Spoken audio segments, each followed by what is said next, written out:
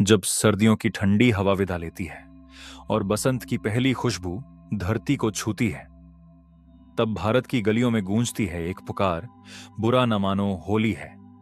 रंगों से भीगी हुई सड़कें, ढोल की थाप, हंसी की गूंज और चेहरे जो रंगों के पीछे अपनी पहचान भूल जाते हैं। लेकिन क्या होली सिर्फ रंगों का खेल है, या इसके पीछे छुपी है सदियों पुरानी एक कहानी, विश्वास की, भक्ति की और अच्छाई की बुराई पर जीत की। होली की शुरुआत होती है एक पौराणिक कथा से। एक समय था जब पृथ्वी पर शासन करता था असुर राजा हिरण्यकश्यप। वह खुद को भगवान मानता था, उसकी आज्ञा थी कोई भी उसके अलावा किसी और की पूजा नहीं करेगा। लेकिन उसका ही पुत्र प्रहलाद भगवान विष्णु का परम भक्त था। क्रोधित होकर हिरण्यकश्यप ने कई बार प्रहलाद को मारने की कोशिश की, लेकिन हर बार भक्ति जीत गई।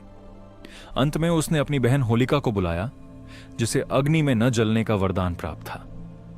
होलिका प्रहलाद को गोद में लेकर अग्नि में बैठ गई, लेकिन चमत्कार हुआ। भक्त प्रहलाद सुरक्षित बच गए और होलिका अग्नि में भस्म हो गई। यही है होलिका दहन, अहंकार के अंत और आस्था की जीत का प्रतीक।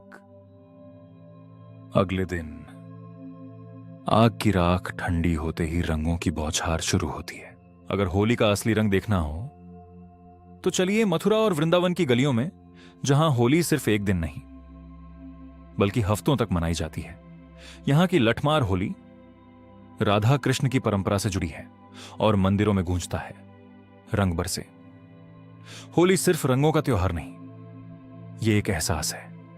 यह सिखाती है कि चाहे बुराई कितनी भी ताकतवर क्यों ना हो, अंत में जीत सच्चाई की ही होती है।